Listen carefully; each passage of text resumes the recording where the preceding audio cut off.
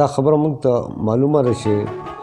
انسان د غار نه تر خاره پورې سفر کړی دی، تمدني سفر یې کړی دی، ثقافتي سفر یې کړی دی یا تهذیبي سفر یې کړی دی.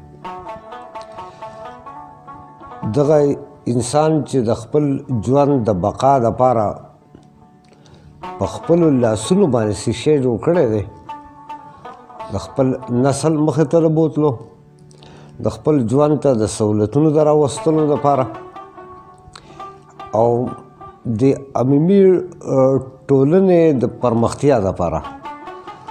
نو هر هغه څیز چې موږ ته د انسان جوړ کړی، د انسان د لاسو تیار کړی په نظر باندې راځي، دا تمدن دی. هغه که وړاندې انسان او د خپل سر ساتنې دپاره په غره کې غار جوړ کړی دی، نو دا غار تمدن دی. که دی د دغه غار نه بیا راوتلی دی او د کرونده شروع کړې ده، د ځمکه او د بخار لاندې راوستې ده او د غویي د جغ لاندې کړی دی او هغې ځمکه یې پرې اړولې ده او تخمونه یې کرلي دي، نو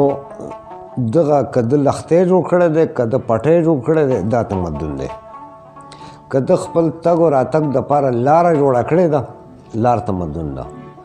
که د بیا ځان د چوپال جوړ کړی دی یا یې د هغې نه پس بیا پوخ کور جوړ کړی دی، دا تمدن دی. دغسې د وخت د تېرېدو سره که د بیا ځان ته د رڼا کولو دپاره اول لید کیبل کړی دی، بیا ډیوه جوړه کړې ده او نن خو بیا د رڼاګانو دور دی، دا تمدن دی. د خپل ځان د سر ساتنې دپاره که د وسله جوړه کړې ده په وړاندې کې د کاڼي نه کاڼی تېره کړې دی او په لاس کې یې ګرځولی دی، په لاس کې لوړ ګرځولی دی، بیا ټوپک، تماچا، توره او څه او څه ایجاد کړي دي وسلې، دا تمدن دی. که د خپل ښایست او د جمال د سیوا کولو دپاره د کالي ایجاد کړي دي او جوړ کړي دي، نو که په وړاندو وختونو کې قیمتي کاڼي به سره زر به و، سپین زر به و یا تانبه وه، د هغې نه چې کوم کالي جوړ کړي دي، دا تمدن دی. خپل ځان چې د اوړي او د ژمي د سختو نه ساتلی دی، د هغې دپاره په وړاندي سر کې د څرمنونو جامې جوړې کړي دي، د څاروي نه یې څرمن ویستلی دی او بیا وروسته دا د مالوچو او د وړۍ جامه چې ده دا ایجاد شوې ده او مخې ته راغلې ده، نو دا کپړې یا دا جامې چې دي، دا تمدن دی. دغسې چې انسان کله بیا ترقي کړې ده نوره، نو د تعلیمي ادارې جوړې کړي دي، د صحت ادارې جوړې کړي دي، د مثال جهازونه الوځولي دي، د کمپیوټر جوړ کړی دی، د سمندر ویښ ته پوه شوی دی، دی خلا ته ختلی دی، نو چې د څه کړي دي او موږ ته په نظر باندې راځي، دا ټول تمدن دی. اوس دغه تمدن انسان د خپل چې کوم د هغه چاپېرچل دی یا د هغه سره کوم تمدني وسایل دي، د هغه وسایلو سره سم د ژوند طریقې هغه ځان ته ټاکي. یعنې هغه تمدني اوزار، سامان او وسایل څنګه په کار کړي، دغه د په کارولو طریقه چې ده، دا ثقافت دی. لکه مثال به سړی تېر کړي چې مثال مشران به په غار کې پاتې شوي، په دغه غار کې د دې څه وخت ورننوځي، څه وخت دې راوځي، دغه غار دې څومره جوړ کړي، په دغه کې د پلار کوم ځای کښېني، مشر ورور دې کوم ځای کښېني، کشر دې کوم ځای کښېني، دوی پکې خوراک په څه طریقو کې، دا د غار ثقافت دی. بیا چې دوی مثال کروندې ته راغلي دي، نو یو کس خو دوه قلبې نشي ساتلی یا دوه غوایان نشي ساتلی، د خپل ګاونډي زمیندار نه یا د دوست زمیندار سره شراکت یې کړی دی، د بل نه غوایي راغستی دی، یو یې پرې کړې ده، یوه څه وخت وکړي، په څو غوایانو وکړي، کوم ځای کې چې غوایي نشته نو په خر یې وکړي، بل څه سانډه یې په کار کړی دی. مثال دغسې بیا مثال د کور جوړ کړی دی، دغه کور چت یې په څه تیار کړي، هغه خټه ګټه دې پکې څومره ولګېد، یوازې خټه دې څومره ولګېد، کور دې څومره دنګ جوړ کړي، په دغه کور کې د دننه څنګه کښېني، د ملاستې، د ناستې او بیا د خوراک، بیا په هغې کې د څاروي د ځای کولو، دې ټولو طور طریقو ته ویل کېږي ثقافت. مثال مونږه پخوا زمانه کې چې لا دا جامې دومره نه وي ایجاد شوې نو د هغې نښې نښانې مونږ تر ډېرې وخته پورې دلته لیدلي او کتلي دي چې یوه بېلګې خو اوس بیخي ژوندی ده چې زمونږ د مشر کل چې کوم تېر شوی دی دوی به د خپې نه د دواړو خپو نه د پیزار او د جورابې په نشوالي کې دوی به پې تاوې تاولې چې هغه د ډېر ناوخته پورې دغه رواج چلېدلی دی. او نن که مونږ موزې په کاروو یا بلوزونه د څرمنې یا سپلې او بوټان د څرمنې دا هم هغه لړۍ ده چې تر اوسه پورې را روانه ده. خو نن زما سره د هغې د جوړولو طریقه کار بدل دی. پخوا زما سره مثال یو چمیار به ناست و د هغه سره به د شمار اوزار و په هغې باندې هغه پیتاوه جوړولی شوه یا پیزار جوړولی شو. نن تمدن مخې ته لاړ، مشینري راله، کارخانه راله، هغه د بلوز تیارولی شي، هغه د پکول مثال جوړولی شي، یا د بل شیشې هم جوړولی شي. اوس د دغه څیزونو د استعمال طریقې څه شی دی؟ هغه ثقافت دی. او چې څومره تمدن دی هغه همره ثقافت دواړه یو ځای مخې ته ځي. او د دې دواړو په منځ کې د علم رشته ده، د تجربې رشته ده. د علم او د تجربې رشته په څه ده؟ مثال زموږ مشرانو هم دومره پوهه کېدله چې هغوی نور ځناور لیدلي دي چې په غار کې ناست دي او د خپل سر حفاظت یې کړی دی، ځان د موسم نه یا د دشمن نه ځان ساتلی دی. دوی هم غار ته تللي دي، دوی مشاهده کړې ده او دغه مشاهدې سره سم ځان ته هلته لار کولاو کړې ده. بیا دوی دغه مشاهده هم کړې، د ګوره ونه لیدلې ده چې د ګورې ونې لاندې سړی کېناستلی هم شي، هلته کې شپه هم تېرولی شي. نو دوی د کور تصور مخې ته راوړی دی. یعنې چې څومره تجربه زیاتېده دومره تمدن مخې ته ته. ستاسو پام شي که نه جي؟ مثال دوی د تګ او راتګ دپاره چې لارې به جوړولې نو دوی وړاندې سر کې لارې نه جوړې کړي، خو چې کومه طرف ورته نږدې ښکارېده په هغې تللي دي. خو بیا د تجربې نه ښکاره شوې ده چې په دې لوړو جوړو چې سړی ورخیږي د پرېوتو امکان پکې زیات دی. په مناسب وخت کې د رسېده پکې ناممکنه دي. نو دوی هغه لارې اوارې کړي دي، که هغه د پټو لارې وي، که هغه د ولو لارې وي، او که هغه د یو کلي نه بل کلي ته لارې وي، دوی اوارې کړي دي. اوس په دغه لارې او دغه لښتي تمدن دی او په دغه لارو باندې تګ او راتګ ثقافت دی. اوس راله دې ټکي له شي دا شریک یو کمیون تېر شوی دی، یعنې په شریکه باندې چې کومه ټولنه به وه هغې به په شریکه باندې ښکار کاوه. څاروي به نیول او هغه به په کاڼو باندې په لوړو باندې وژل او په شریک تناره کې به هغه پخول او بیا به یې په شریکه باندې خوړل. اوس په دغه وخت کې چې زموږ تمدن علمي نه و، یعنې د علم سطحه کمه وه، نو د څاروي قابو کول او د هغه ښکار کول ګران کار و، ځکه دوی په شریکه باندې کوو. چې په شریکه باندې کوو نو د اشر تصور راغی. تاسو پام شي بیا دغه چې په یو تناره کې پخاو، ځکه چې د پخلي او د اور د بلولو کار هم ګران و، ځکه چې دا ننني وسایل نه و. نو زمونږ د شریک تنور تصور راغی چې تر اخره وخته پورې خلکو نږدې وخته پورې خلکو په یو تناره کې ډوډۍ پخولې، د ګڼ ګاون او د یو بل نه به اور غوښته. یعنې د دې تعلق هم زمونږ د علمي استعداد او د تمدن سره دی. او کله چې زمونږ وسایل زیات شو، زمونږ تمدن مخې ته لاړ، زمونږ په خپل هر کور کې تنور ولګاو او مونږ په یوازې ځان باندې د ښکار کولو قابل شو. مثال زمونږ سره ټوپاکې رالي یا زمونږ سره هغه څیزونه مونږ هغه ځناور په قابو کې راوسته او په بازار کې د هغې غوښې په لاس باندې راځي. نو هغه د شریک ښکار هغه چې کوم ثقافت و هغه نوی شکل یې اختیار کړ. راله دې ټکي له چې دا کپړې چې موږ اغوندو، نو د دې کپړې جوړول، د ده کرل اول په پټي کې، بیا د دې په کارخانه کې جوړول، د هغې نه پس دا په درجي باندې جوړول، دا تمدن دی چې د علمي استعداد سره یې تعلق دی. یعنې وړاندې انسان به د ځان نه پاڼې ماڼې ته وکړي بیا به سرمن راته وکړي بیا چې د وړی او دغه ایجاد کړی یا دریافت کړی د مالوچان نو په نتیجه کې سرخه پسې پیدا کړې ده. د سرخې تمدن چې راغلی دی نو موږ ته د کپړې د جوړولو سہولت برابر شوی دی. نو دا کپړه په خپله جوړول تمدن دی خو د دغه کپړې په څه ډول باندې سړی استعمال کړي کم قسم پرتوګ جوړ کړي کم قسم کمیس جوړ کړي کم قسم د هغې نه پټکې تاو کړي د سر نه د دې تعلق د ثقافت سره دی. یعنې د مارو سره ډېر لوی تعلق دی. اوس کومې علاقې چې تودې وي هلته کې خلکو هغه ټوکي د ځان نه تاو کړو چې په هغې کې د هوا د تګ راتګ امکانات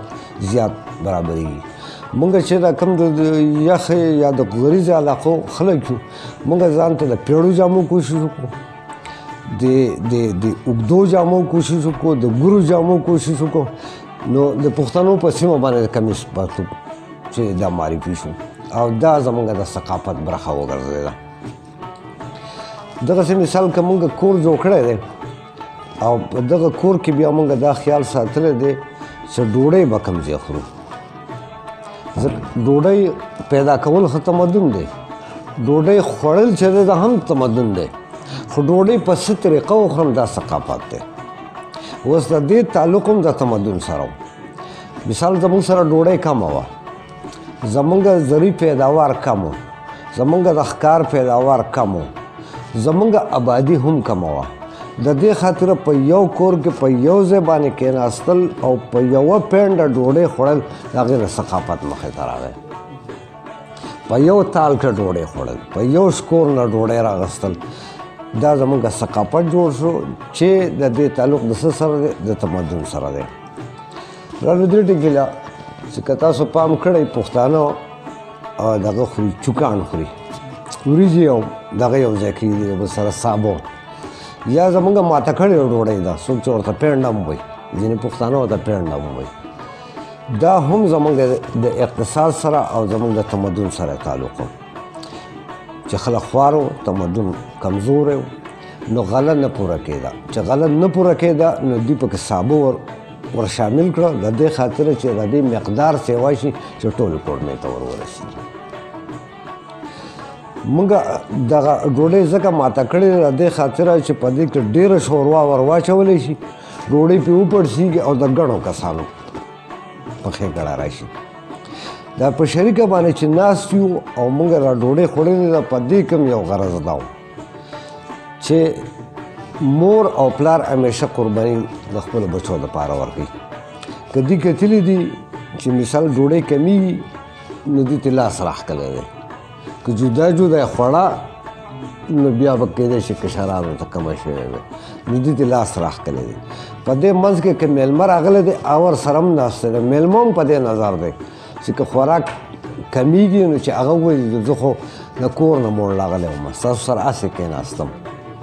نو په دې کې یو غرض د دې پینډه کې د کېناستو یعنې دغه ثقافت چې زموږ مخې ته راځي د تمدن په تناظر کې مخې ته راځي. دې باندې خو لږ لږ ذهن به کولوي که نه جي. اوس رانو دې ټکي له چې زمونږ د موسیقۍ خبره به زه وکړم چې دغه پښتانو ټوله ورځ هغوی شپنکیتوب کاوه. د شپنکیتوب نه زما مراد دا دی چې دا زیاتره زمونږ پخوانی تمدن په کوچیتوب باندې ولاړو. زمونږ د پیداوار لویه ذریعه څاروی و او د څاروي دپاره څه شی پکار دی واښه پکار دی ګایا پکار دی. د دې خاطره دغه څاروی مونږ په اوړي کې هغه یخو علاقو ته بولی دی چې هلته واښه او ورشو شنه شوی دی چې زمونږ څاروی پکې وسریږي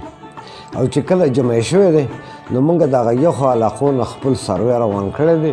هغه مونږ ګرمو علاقو ته بولی دی چې هلته کې د هغه واښه پوره شي چې په نتیجه کې د دغه څاروي نه زه واښه هم وخورم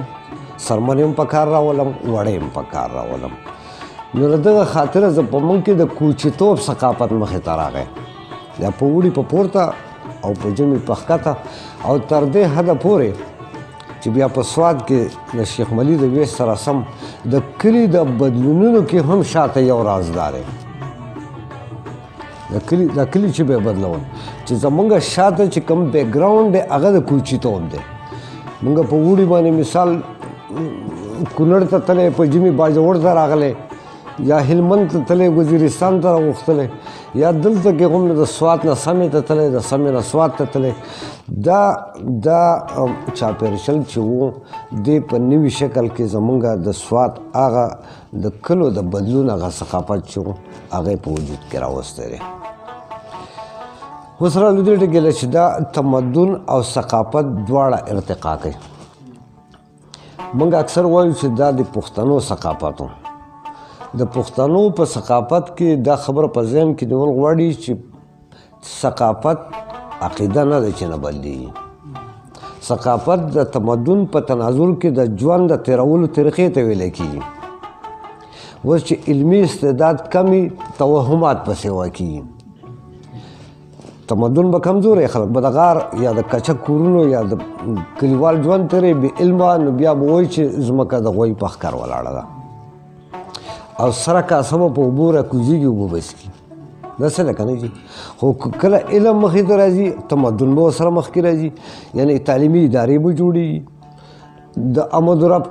ذریعې به جوړېږي د خلکو عقلونه به شریکېږي او د دنیا تناوونه به رالنډېږي په نتیجه کې به علمي استعداد چې مخې ته ځي نو بیا به خلک په دې باندې پوهېږي چې ځمکه خو د انوار نه چاپېره جوړي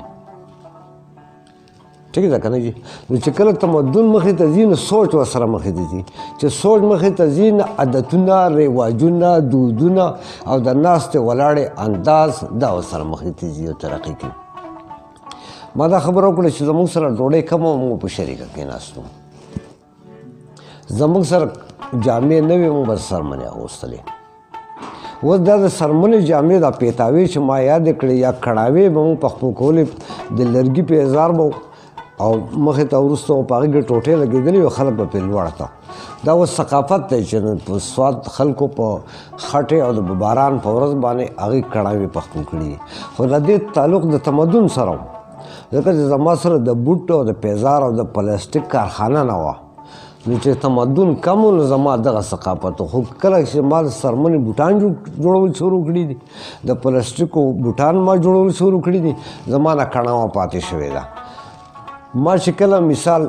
لکه ټوپک ایجاد شوی دی او زموږ لاسونه راغلی دی زموږ توره پرېښې ده موږ ډال پرېښی دی داسې ده که نه جي په زمانه کې داسې وایي چې زموږ سره د تګ و راتګ دپاره خر و اس و اوس چې کله زما سړک جوړېږي کله چې جدید ټکنالوژي مخې ته راځي او ما له ګاډۍ زما په لاس راځي نو په نتیجه کې زما په ټانګه کې ګرځېده ثقافت و چې ختم شو ورسره دا د تېر تمدن نښه وه زما سره پیدل ګرځېدل ثقافت و پیر بابا ته یو ځای بل ځای ته چې به زموږ مشران تله دا ثقافت و چې پیدل لاړ شي او چې ګاډی زما سره راغی موږ اوس په ګاډي کې ځو ثقافت بدلېږي که نه چې زمونږ ناوې چې به موږ وړلی ناوې به موږ وړله په ډولۍ کې په هغې کې یو دغه عنصره یا وجه دا وه چې زموږ سره ګاډی نه زموږ سره سړک نه نو موږ ډولۍ په اوږه باندې ایښودې ده او هغه ځای ته یې ورسولې ده خو کله چې زما سره ګاډی راغی نو ما د ګاډي نه ډولۍ کار واخیسته او په هغې باندې ما ګلونه خواره کړه په هغې کې ما ناوې کېنوله نو زما ثقافت د ډولۍ نه چېرته لاړ موټر ته لاړ نو چې کله تمدن بدلېږي نو ثقافت ورسره بدلېږي